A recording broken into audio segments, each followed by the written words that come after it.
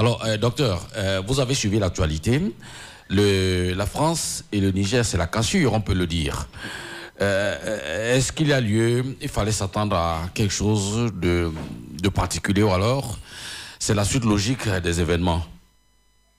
Bien, alors, il faut préciser que depuis la survenue du coup d'État au Niger, un peu comme au Mali et au Burkina, il y a une mauvaise ambiance, alors de mauvais rapports depuis lors entre la France et le Niger, pour des raisons qui sont, disons, des raisons évidentes, c'est-à-dire des raisons à la fois historiques, mais de manière immédiate aussi, parce que dans ces différents pays, là, notamment les pays du Sahel, il y a comme un sentiment anti-français qui est développé depuis.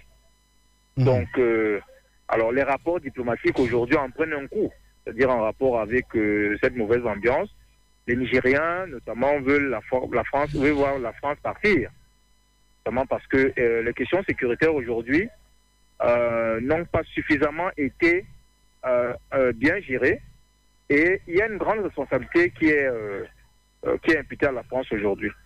Donc on en est arrivé à une sorte de crispation qui fait qu'aujourd'hui, pour la junte au pouvoir au Niger, il est question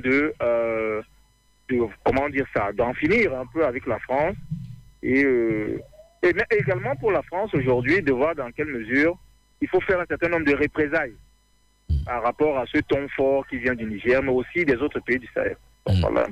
Mais docteur, les mauvaises langues voient en cela le jeu trouble de la Russie, qui aujourd'hui veut se positionner comme étant un partenaire privilégié de l'Afrique. Oui, je crois que la question russe peut être mise sur la table. C'est-à-dire comme l'acteur qui aujourd'hui permet aux pays du Sahel notamment de faire une sorte de surenchère aujourd'hui. Donc on a vu, même en Centrafrique, à un moment, on a vu du fait de la présence quand même des militaires de Wagner, la Centrafrique entre aussi dans cette logique de surenchère un tout petit peu. Donc il faut dire que c'est clair que la Russie aujourd'hui donne une autre marge de manœuvre aujourd'hui à ces différents pays. Et ces pays-là estiment donc que le partenaire habituel, c'est-à-dire le partenaire traditionnel qui était la France, n'a plus main mise au regard du fait qu'on a réorienté les rapports aujourd'hui vers la Russie. Mais moi, je voudrais, ça c'est ma position par rapport au nouveau rapport qu'on essaie d'entretenir aujourd'hui avec la Russie. Même quand on entretient les rapports avec la Russie aujourd'hui, on n'est pas sorti de là. Parce que qui nous dit que dans les années à venir, cette Russie-là ne sera pas un peu comme la France qu'on critique aujourd'hui, ne deviendra pas elle-même aussi un problème. Donc le problème aujourd'hui, c'est que même si on fait le choix de la Russie aujourd'hui, il faut rester prudent et se dire que la véritable question, alors le véritable problème aujourd'hui, c'est de définir soi-même sa capacité aujourd'hui à gérer notamment les questions sécuritaires. Donc la Russie peut-être pour faire le contrepoids à la France, mais à un moment, c'est momentané, de mon point de vue. Puisque vous parlez des questions sécuritaires, je vais peut-être terminer par la première série de questions. Est-ce que vous avez l'impression, vous, quand vous lisez l'actualité, que les armées africaines, pour parler le cas du Niger ou même du Burkina Faso, ont de la force, l'énergie nécessaire pour lutter contre le terrorisme qui a pris une ampleur assez sérieuse dans le Sahel? Bon, je voudrais, je ne sais pas si j'ai très bien compris votre question, mais de toutes les façons, la question de la capacité des armées, forces militaires, des armées africaines aujourd'hui, elle se pose. C'est une très vieille question. Et à un moment quand même, pour essayer de pallier à cette faiblesse de certaines armées, notamment, il a été question de créer ce qu'on appelait des forces africaines en attente. De sorte que, notamment, des questions sécuritaires soient gérées au cas où on remarquait des faiblesses de certaines armées. Donc, c'est une question de fond. C'est une question qui est d'abord une question propre à chaque État. Mais davantage, je pense que s'il faut arriver à un certain niveau de gestion de questions sécuritaires en Afrique aujourd'hui, l'Afrique présentant, c'est la partie du monde aujourd'hui où les armées semblent suffisamment, assez faibles pour gérer non seulement les questions internes, mais aussi les questions transfrontalières. Il est, de mon point de vue, urgent aujourd'hui que la question soit adressée à un autre niveau, c'est-à-dire à un niveau qui soit un cran au-dessus de celui de l'État lui-même. Donc je pense que c'est le seul moyen aujourd'hui de pouvoir arriver à juguler un certain nombre de questions, que ce soit des questions internes, mais surtout des questions transfrontalières aujourd'hui. Bon, aller poser la question des budgets alloués aujourd'hui à la défense dans la plupart des États, au regard de leur faiblesse en termes de budget aujourd'hui. Eh ben, ces armées prennent un coup. Elles ne sont pas capables aujourd'hui, en termes de capacité opérationnelle, à arriver à un certain nombre de réponses aujourd'hui par rapport aux menaces, notamment les menaces djihadistes dans le Sahel. Mais il y a une autre chose. Moi, j'ai essayé un peu de questionner la question du djihadisme en elle-même. Vous avez l'impression, parce que la véritable question aujourd'hui d'un djihadisme qui ne finit pas aujourd'hui dans le Sahel, vous avez l'impression que ces forces-là, notamment les forces djihadistes, elles ont une possibilité ou alors des moyens. Des ramifications. La question, c'est quoi? Elles tirent leurs moyens. Donc vous avez l'impression aujourd'hui que le terrorisme dans la sous-région du Sahel aujourd'hui, c'est une question qui le terrorisme est assez alimenté. Bon, en fait, quels sont les entretenu, docteur. Entretenu. Voilà, vous avez l'impression que le fait que ces gars-là, on n'arrive pas à venir à bout. Dernièrement, je suis au Mali. Tout le nord du Mali aujourd'hui, les forces djihadistes aujourd'hui reprennent complètement le Mali. À un moment, vous vous demandez, où est-ce qu'ils tirent les moyens? Alors, à un moment, je suis parfois dans mes papiers obligé de mettre ça en rapport avec le bras de fer qu'on a parfois avec l'État, certaines puissances quand même, qui font pression à ces États-là. Vous avez l'impression que ces États-là, ne se présentant pas directement, se servent un tout petit peu du djihadisme. Je ne sais pas. Il faudra encore que j'approfondisse un peu la question pour savoir. Mais pour essayer un peu de battre l'État central aujourd'hui, j'ai l'impression que pour certaines puissances aujourd'hui, il faut s'appuyer nécessairement sur ces forces-là pour essayer de faire le contrepoids au pouvoir central qui, lui, aujourd'hui, embête ces puissances-là. Je vais vous prendre un exemple. Vous avez suivi quand même l'affaire de l'Arche de Zoé une fois au Tchad.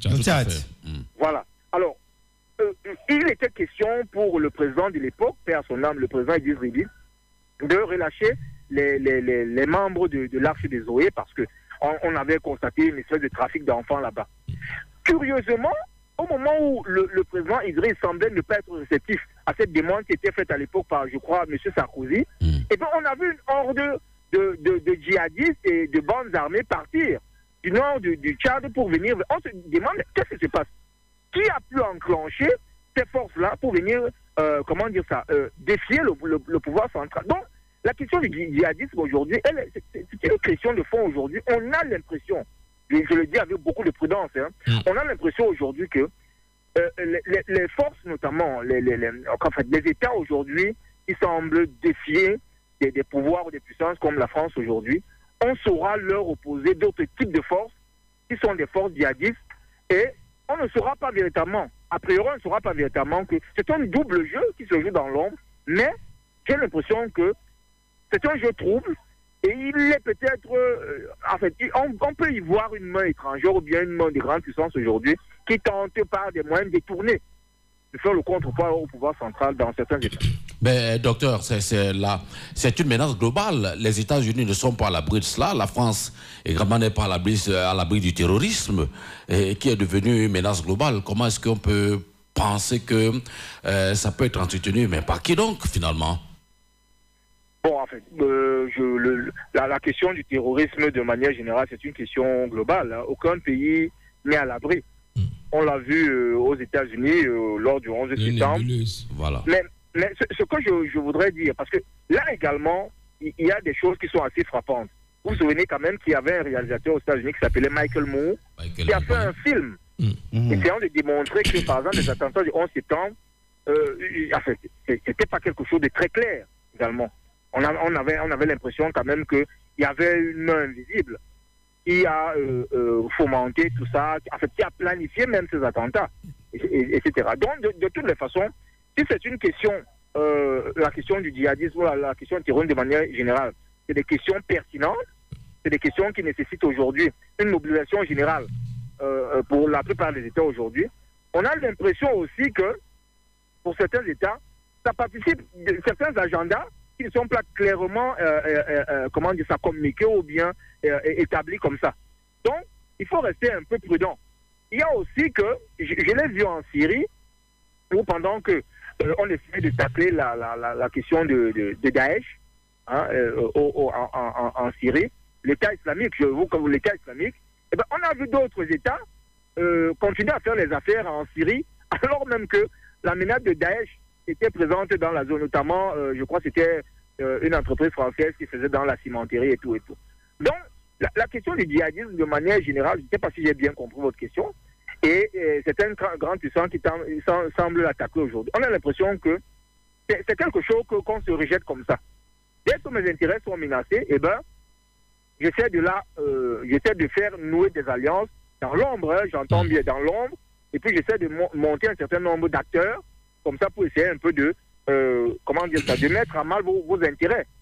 Donc c'est un peu ça. Donc le djihadisme aujourd'hui, il est vrai que, notamment dans la zone du Moyen-Orient aujourd'hui, la présence américaine a contribué énormément. On a vu des pays comme l'Irak qui venaient des États faillis, du fait un peu de la présence américaine dans les années 90 là-bas. Et puis ça a permis de réveiller un certain nombre de forces qui sont tapées dans l'ombre pour créer certains groupes terroristes, etc. etc. Mais je pense qu'il y a dans tout ça un double jeu. Il y a à chaque fois des jeux qui ne sont pas des jeux qui sont des jeux de la scène, mais des jeux qui sont aussi des jeux en coulisses. Et ces jeux en coulisses, généralement, ce sont les jeux qui sont beaucoup plus des jeux des djihadistes. C'est-à-dire les groupes, non, je voudrais dire des grandes puissances qui, parfois aujourd'hui, se servent de ces groupes terroristes-là aujourd'hui pour essayer de mettre à mal un certain nombre d'acteurs. Prenez par exemple la question par exemple de l'Iran. L'Iran aujourd'hui qui est en train de devenir une grande puissance, par exemple, dans la région du Moyen-Orient. Alors si on arrive à trouver des moyens traditionnels, par exemple, pour mettre en mal, si vous voulez, le pouvoir iranien, qui est un pouvoir islamiste aussi. Il n'est pas exclu, par exemple, que vous voyez la menace terroriste planer en Iran. Hein. Toujours. Parce qu'on va se dire que, bon, on ne peut pas peut-être aller tout droit attaquer l'Iran. Mais vous verrez peut-être autour de l'Iran, par des armes conventionnelles déployées autour de l'Iran. C'est un peu ce que je suis en train de vous dire. Qu'en fait, il faut faire un peu attention, mais quand on va dans le fond, on a l'impression que le djihadisme aujourd'hui est d'une certaine manière, vous le disiez tout à l'heure, entretenu par certains États au nom d'un certain nombre d'intérêts aujourd'hui. Alors, docteur, bonjour. Bonjour, monsieur. Allez, très loin de l'esprit de l'afro-pessimisme. Je ne veux pas tuer l'enthousiasme de ceux qui jouent les triomphalistes aujourd'hui à la suite des déclarations, des discours de certains dirigeants africains. Il y a eu Mamadi Doumbouya à l'ONU. Il y a eu également Traoré au congrès organisé par la Russie. Et aujourd'hui, avec cette question du départ annoncé de l'ambassadeur de la France de Niamey au Niger, on sait que la relation France-Afrique ne date pas d'hier. Et oui, c'est une relation qui est ancrée. C'est une relation profonde avec des conservateurs, des caciques tapis dans l'ombre. Chacun déterminé à conserver ses acquis. Et est-ce qu'aujourd'hui, on ne vit pas un peu un flonflon de la part de la junte militaire avec déjà des tractations en coulisses bien menées et qui a eu des négociations claires entre tous les partis pour faire partir l'ambassadeur de la France de Niamey pour la France, mais la France ici a accepté de baisser pavillon.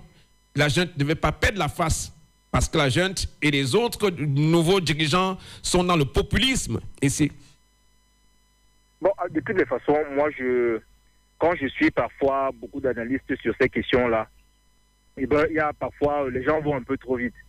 Donc, tout ce que moi, je voudrais dire à l'observation de ce que je vois, c'est que de toutes les façons, la France aujourd'hui est en train de perdre du terrain en Afrique. Perdre du terrain en Afrique aujourd'hui, ça signifie que les intérêts de la France sont vraiment mis à mal aujourd'hui. Et il s'agit pour la France aujourd'hui de voir dans quelle mesure elle peut continuer à jouer ses cartes et avoir une forme de pression aujourd'hui. Donc, si vous prenez tout ça sur le terrain diplomatique, vous allez vous rendre compte qu'il y a parfois des sortes de dissonances aujourd'hui entre la France et certaines puissances, notamment les questions liées par exemple aux ambassadeurs, les représentants des différents pays. Vous avez vu au Niger, par exemple, est-ce qu'un ambassadeur qui est à l'étranger, par exemple en France, la France peut-elle décider, par exemple, de dire qu'elle comment dire ça, ne renvoie pas un ambassadeur, alors même que peut-être la junte, elle a dit que non, elle voudrait voir un ambassadeur partir, et que l'ambassadeur de France, par exemple, lui, n'est pas reconnu, tout simplement parce que le pouvoir qui est en place n'est pas reconnu. Donc, dans ce petit jeu-là, il faut juste y voir. Le fait que la France, aujourd'hui, tente par tous les moyens de continuer à avoir une sorte de mainmise, un droit de regard dans la plupart de ces États aujourd'hui qui la boudent aujourd'hui.